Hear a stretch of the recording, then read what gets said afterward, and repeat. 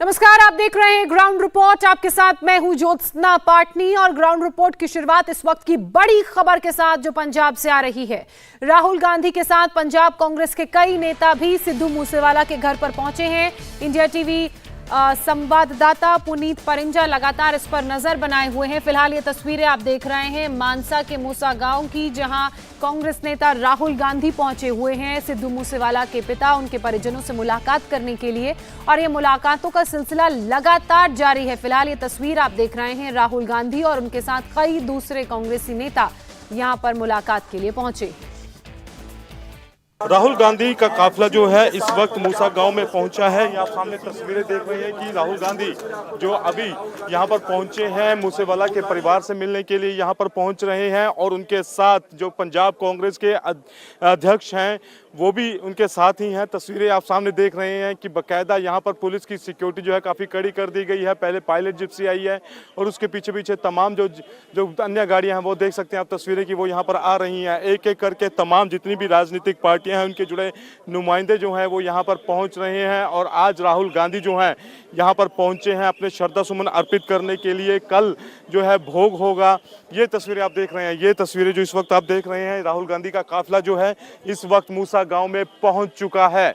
ये आप सामने तस्वीरें आप देख रहे हैं, और इनके साथ जो पंजाब कांग्रेस के अध्यक्ष हैं वो भी यहाँ पर पहुंचे। उससे थोड़ी देर पहले ही यहाँ पे जो ओपी सोनी थे उप मुख्यमंत्री रहे हैं वो भी यहाँ पर पहुंचे हैं, और ये आप देख रहे हैं तस्वीरें इस वक्त उनकी गाड़ी जो है सीधा अंदर लेके जाई जा रही है और उसी गाड़ी से सीधा वो अंदर जा रहे हैं। वो सामने आप जो तस्वीरें देख रहे हैं इसमें अमरिंदर सिंह राजा वड़िंग हैं, प्रताप बाजवा साथ में हैं, और ये तस्वीरें आप देख रहे हैं कि इस वक्त राहुल गांधी का काफिला मूसा गांव पहुंच चुका है। यहाँ पर वो परिवार से मुलाकात करेंगे, श्रद्धा सुमन अर्पित करेंगे, क्योंकि 2000 अगर हम बात करें 22 में तो सिद्धू मूसेवाला जो थे वो कांग्रेस की टिकट पर ही उन्होंने चुनाव लड़ा था बकायदा, और अब राहुल गांधी जो हैं वो यहाँ पर पहुंचे हैं। कैमरा पर्सन कुमार विक्की के साथ पुनीत परिंजा, इंडिया टीवी, मूसा गांव। मानसा के मूसा गांव से ये तस्वीरें आपने देखी। ये वही मूसा गांव है जहां सिद्धू मूसेवाला का घर है, उनके परिवार के लोग रहते हैं, और देखिए राहुल गांधी का काफिला, साथ ही कई दूसरे कांग्रेसी नेता उनके साथ इस काफिले में शामिल हैं जो सिद्धू मूसेवाला के परिवार से मुलाकात करने के लिए यहां पर पहुंचे हैं। और ये मुलाकात का पहला सिलसिला नहीं है। इससे पहले बीते कल की बात की जाए तो कांग्रेस नेता सचिन पायलट भी यहां पर पहुंचे थे। उन्होंने भी सिद्धू मूसेवाला के पिता से मुलाकात की थी। उससे पहले सिद्धू मूसेवाला के पिता चंडीगढ़ पहुंचे थे जहां उन्होंने गृह मंत्री अमित शाह से मुलाकात की थी, और उससे पहले पंजाब के मुख्यमंत्री भगवंत मान भी सिद्धू मूसेवाला के घर पहुंचे थे उनके पिता से मुलाकात करने के लिए। हालांकि उन्हें आम लोगों के विरोध प्रदर्शन का सामना करना पड़ा था। पुलिस को मौके पर बुलाया गया, सुरक्षा चाक चौबंद की गई, कुछ देर उन्हें इंतजार करना पड़ा। उसके बाद वो अंदर सिद्धू मूसेवाला के घर के अंदर उनके पिता से मुलाकात करने के लिए पहुंच पाए। हालांकि सबसे बड़ा सवाल यह है कि 9 दिन बीत जाने के बाद भी क्यों पुलिस के हाथ खाली हैं, क्यों कोई आरोपी पुलिस की गिरफ्त में नहीं है। हालांकि 5 लोगों को गिरफ्तार जरूर किया गया है, लेकिन क्या ये वो अहम 5 आरोपी हैं जिन्होंने इस पूरी साजिश को प्लान किया? क्या ये उनके मास्टरमाइंड है? नहीं, ऐसा इसलिए क्योंकि ये सिर्फ मोहरे हैं। इनके जरिए या तो गाड़ी अरेंज करवाई गई या फिर हथियार लिए गए, लेकिन इस पूरी हत्या का जो मास्टरमाइंड है वो अभी पुलिस की गिरफ्त में नहीं है। हालांकि लॉरेंस बिश्नोई से लगातार पुलिस अपनी कस्टडी में लेकर पूछताछ कर रही है। लॉरेंस बिश्नोई ने यह कहा भी है कि उनका इस हत्या से कोई लेना देना नहीं है। वहीं लॉरेंस बिश्नोई के साथ ही गोल्डी ब्रार की बात करें जो कनाडा में है, उनकी तरफ से सिद्धू मूसेवाला की हत्या के बाद सबसे पहले एक फेसबुक पोस्ट के जरिए यह संदेश दिया गया कि ये लॉरेंस बिश्नोई और गैंग की तरफ से इस हत्या को अंजाम दिया गया है और बदला पूरा कर लिया गया है। हालांकि लगातार पुलिस हर एंगल से इस मामले की जांच कर रही है। इसका क्या दूसरा एंगल भी हो सकता है, उसकी भी जांच की जा रही है। लेकिन फिलहाल पंजाब में पॉलिटिक्स इस पूरे मामले को लेकर कितनी तेज हो गई है, राजनीति कितनी तेज हो गई है, उसकी तस्वीरें लगातार हम आपको दिखा रहे हैं। हर कोई यहां पर पहुंच रहा है सिद्धू मूसेवाला के परिजनों से उनके पिता से मुलाकात करने के लिए। पुनीत लगातार हमारे साथ बने हुए हैं, खबर पर पल पल का अपडेट दे रहे हैं, उनका रुख कर लेते हैं। पुनीत, अभी अभी हमने आपकी रिपोर्ट देखी जिसमें आप बता रहे थे कि राहुल गांधी वहां पर पहुंच चुके हैं। कितना वक्त हो गया है, राहुल गांधी के साथ और कौन कौन पहुंचा है, और आपको क्या लगता है कि इस पूरे मामले में जो न्याय की गुहार लगाई जा रही है परिवार की तरफ से, क्या राहुल गांधी वो सुनेंगे? क्या उनकी तरफ से कुछ बातें कही जाएंगी?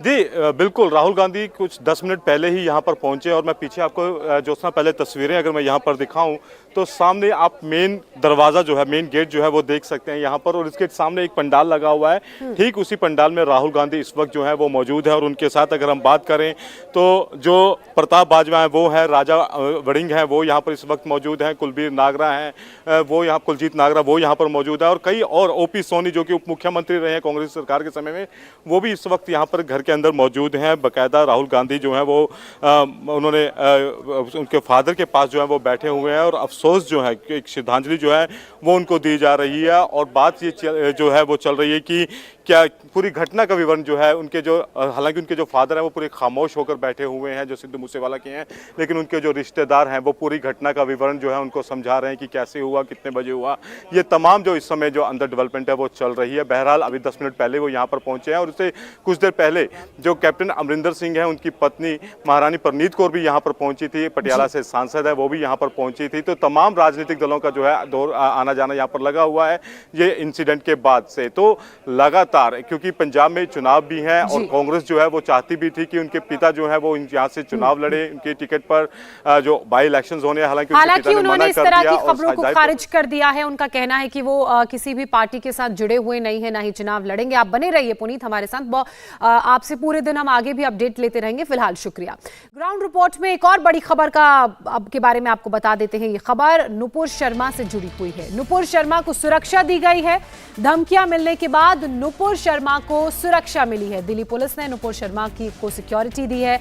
पैगंबर पर नुपुर शर्मा के बयान पर देश भर में बवाल मचा हुआ है, जिसके बाद उन्हें दिल्ली पुलिस की तरफ से सिक्योरिटी दी गई है। वो इसलिए क्योंकि लगातार उन्हें धमकियां मिल रही थी। मेरे सहयोगी अतुल भाटिया इस वक्त हमारे साथ जुड़ चुके हैं।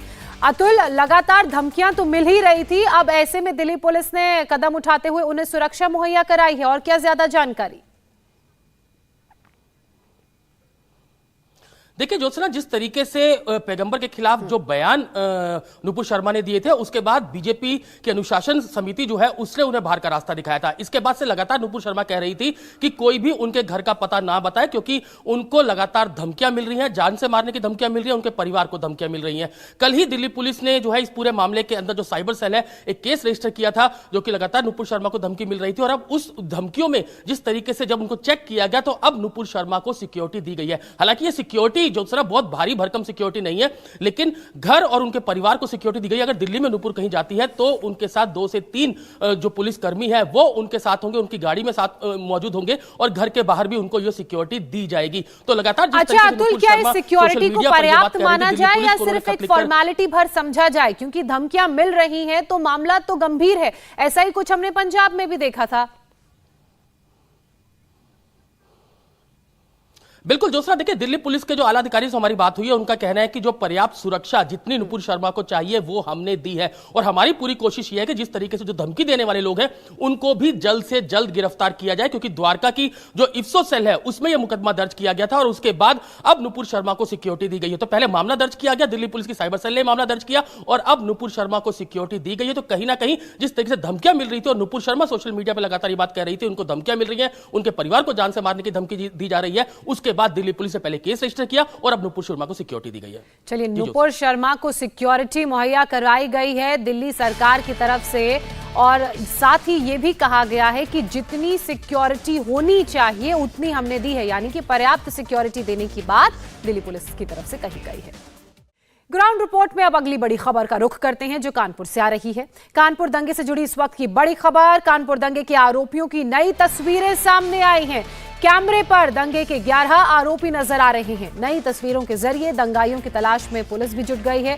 हालांकि इससे पहले भी एक पोस्टर जारी कर उन 40 आरोपियों की तस्वीरों को सबके सामने लाया गया था, ताकि आम जनता इन्हें पहचान कर इनके बारे में बता सके, और उसमें कामयाबी भी हाथ लगी। कई ऐसे लोग हैं जो पुलिस की गिरफ्त में हैं, और एक नाबालिग खुद, क्योंकि तस्वीर उसकी जारी की गई थी सरकार की तरफ से, उत्तर प्रदेश पुलिस की तरफ से, तो खुद वो पुलिस स्टेशन सरेंडर करने पहुंचा था। ये वो लोग हैं जिनकी नई तस्वीरें तस्वीरें यूपी पुलिस की तरफ से जारी की गई हैं जो दंगे में शामिल थे, और लगातार यह आह्वान किया जा रहा है वहां की जनता से, वहां के लोगों से कि अगर आप इन लोगों को पहचानते हैं, इनके बारे में अगर आपको कोई इंफॉर्मेशन है, कोई जानकारी है, तो तुरंत पुलिस को उसके बारे में बताएं। लगातार तत्परता से पुलिस इस पूरे मामले में एक्शन ले रही है।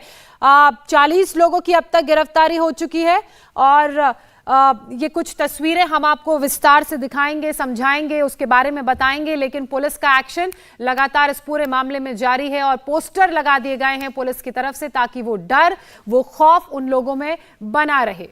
तो ये कुछ तस्वीरें आप देख रहे हैं।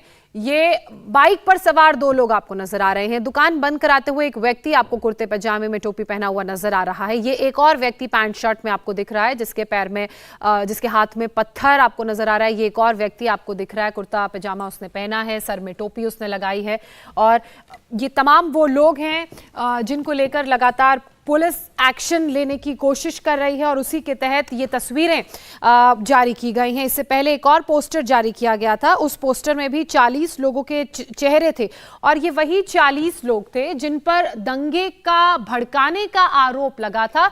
और ऐसे में अब आम जनता से मदद मांगी जा रही है ताकि इन लोगों को बेनकाब किया जा सके, इन लोगों को गिरफ्तार किया जा सके और इन लोगों के खिलाफ उचित एक्शन लिया जा सके। ये तस्वीरें आप देख रहे हैं। देखिए, बाइक में आपको 2 लोग नजर आ रहे हैं। इसके अलावा ये दुकान बंद करा दी गई है, बंद का आह्वान किया था। उसके सामने एक व्यक्ति कुर्ता पजामा पहने, सर पे टोपी लगाए खड़ा है। एक और व्यक्ति आपको तस्वीरों में नजर आ रहा है, इसके हाथ में आपको पत्थर भी दिख रहा होगा। ये देखिए, कुर्ता पजामा पहने हुए एक और व्यक्ति, इसके हाथ में भी कुछ सामान नजर आ रहा है। क्योंकि बहुत हाई रेजोल्यूशन वाली तस्वीरें नहीं है, इसलिए बहुत साफ नहीं दिख रहा है, लेकिन पहचानने के लिए चेहरा, ये तस्वीरें काफी है। एक और व्यक्ति आपको नजर आ रहा है, और ये सारे लोग दंगे वाली जगह पर मौजूद थे। इनकी कानपुर में जो हालात पैदा हुए, जो माहौल खराब करने की कोशिश की गई, उसमें भूमिका थी। आप ये तमाम तस्वीरें देखिए, ये आपको सभी लोग एक्शन में नजर आ रहे हैं। कोई भाग रहा है, किसी के हाथ में पत्थर है, किसी के हाथ में दूसरा सामान है, और लगातार जिस तरीके से माहौल खराब करने की कोशिश की गई कानपुर में, उसके तहत पुलिस का एक्शन भी जारी है। ये कुछ और तस्वीरें आपके सामने उस पोस्टर की जो यूपी पुलिस की तरफ से जारी किया गया था, उस इलाके में चस्पा किया गया था जहां पर इस तरह के दंगे को भड़काया गया। ये जो व्यक्ति आपको दिख रहा है तस्वीरों में, 13 नंबर इस पे लिखा हुआ है, इसके मुंह पे मास्क लगा हुआ है। इसके अलावा 11 नई तस्वीरें दंगाइयों की जारी की गई हैं, और 14 और 11 अब कुल 51 तस्वीरें सामने आ चुकी हैं। और बहुत से ऐसे लोग हैं, इन 40 तस्वीरों की अगर बात करें जो पहले पुलिस की तरफ से जारी की गई थी, जिनकी इस मामले में गिरफ्तारी हो चुकी है।